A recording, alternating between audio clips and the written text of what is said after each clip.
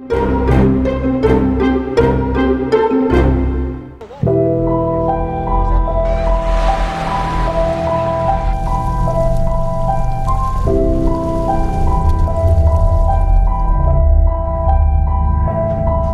BBM bersubsidi usai melaut.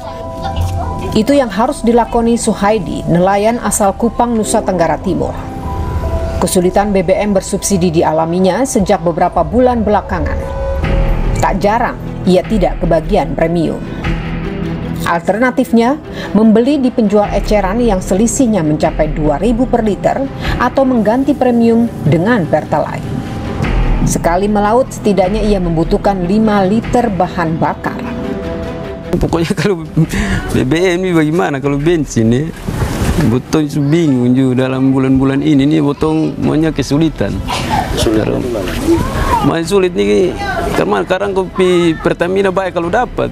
Sekarang dari pagi, seperti sekarang nih, kalau pagi misalnya soalnya ada lah, stok habis.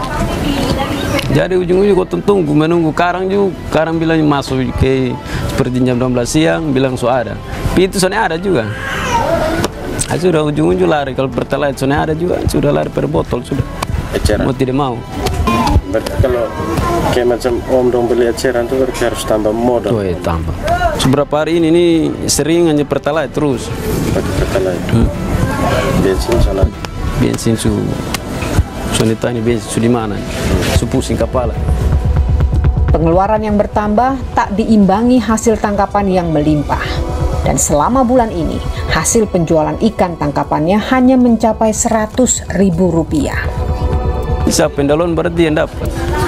Itu mau antri ini menunggu lah, mati kotong soalnya pilau sudah kotong gara-gara mau antri di bensin. Ya, harapannya ya seperti bensin dong ini. Makanya supaya kotong yang kecil soalnya kesulitan toh. Dari bensin sampai beli sampai lari lagi di eceran, biaya tambah banyak lagi.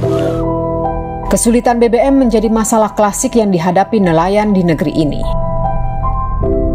Hasil survei Kesatuan Nelayan Tradisional Indonesia mendapati 67% diantaranya membeli BBM harga tidak resmi dan 22% lainnya masih kesulitan mendapatkan BBM bersubsidi.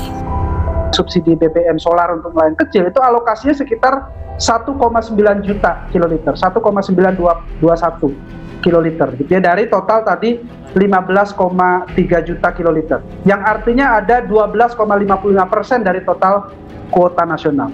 Tapi apa yang terjadi ya, sampai triwulan pertama ya, realisasi dari 1,9 juta itu hanya sekitar 6,15% atau sekitar 118.000 ya kiloliter saja ya. BBM itu kan komponennya tadi ya 60-70% dari biaya melaut nelayan kita itu dari pembelian BBM.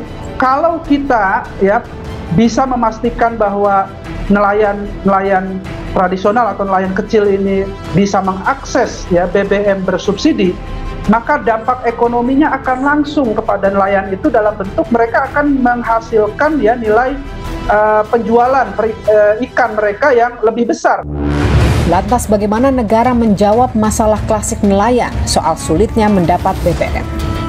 Berkaitan dengan BBM, memang sekarang ini yang diperuntukkan nelayan itu ada namanya SPDN. Karena di situ adalah khusus untuk solar, maka yang jadi masalah ada beberapa sebagian dari nelayan kita yang masih menggunakan premium.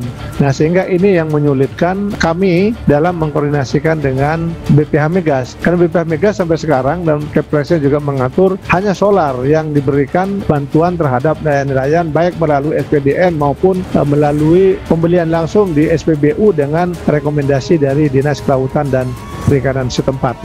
Tentu kami akan selalu berkoordinasi dengan BPH Migas untuk meminta bagaimana supaya selain paket-paket solar ini juga dikucurkan juga paket-paket premium.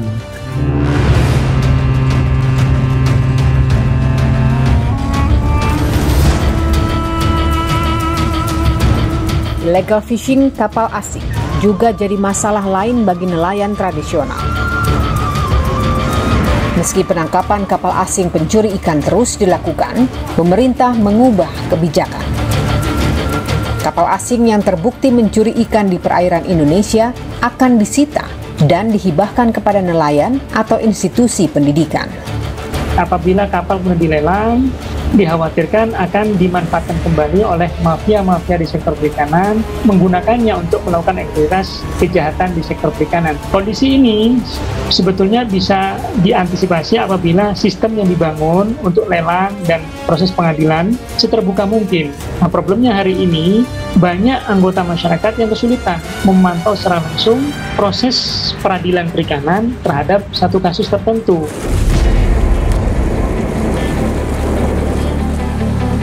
Sebelumnya, penenggelaman kapal asing pencuri ikan diberlakukan Menteri Kelautan dan Perikanan periode 2014-2019 Susi Pujiastuti.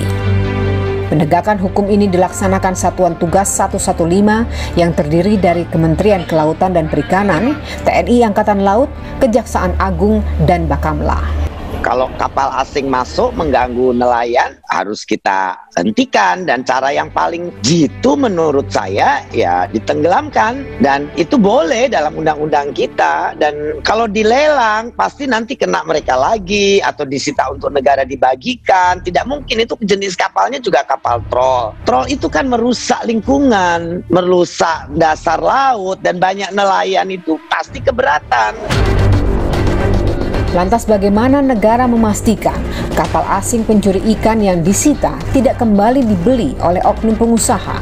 Kapal-kapal yang dari kapal-kapal illegal fishing dengan cara lelang, kami stop, kami tutup, tidak akan diberikan izin untuk penangkapan ikan kembali. Jadi tidak mungkin mereka mau membeli kapal itu kalau misalkan dia tidak akan dikasih izin. Bisa saja pemilik lama dia ikut lelang, dia menang.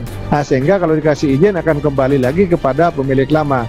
Tetapi kalau misalkan pemerintah ini dia melalui putusan pengadilan berhukum tetap, diserahkan kepada negara, berarti itu milik negara. Nah, baru negara ini bisa menentukan kepada siapa yang akan diberikan, sehingga negara itu menseleksi terlebih dahulu. Tak hanya ancaman keberadaan kapal asing penangkap ikan, penggunaan alat tangkap tak ramah lingkungan juga masih menghantui. Nelayan tradisional menjadi pihak pertama yang merasakan dampaknya. Kalau pemerintah tidak memberikan pelajaran atau pengetahuan kepada masyarakat supaya tidak menggunakan alat yang tidak ramah lingkungan, saya kira nelayan tidak bisa bertahan lama.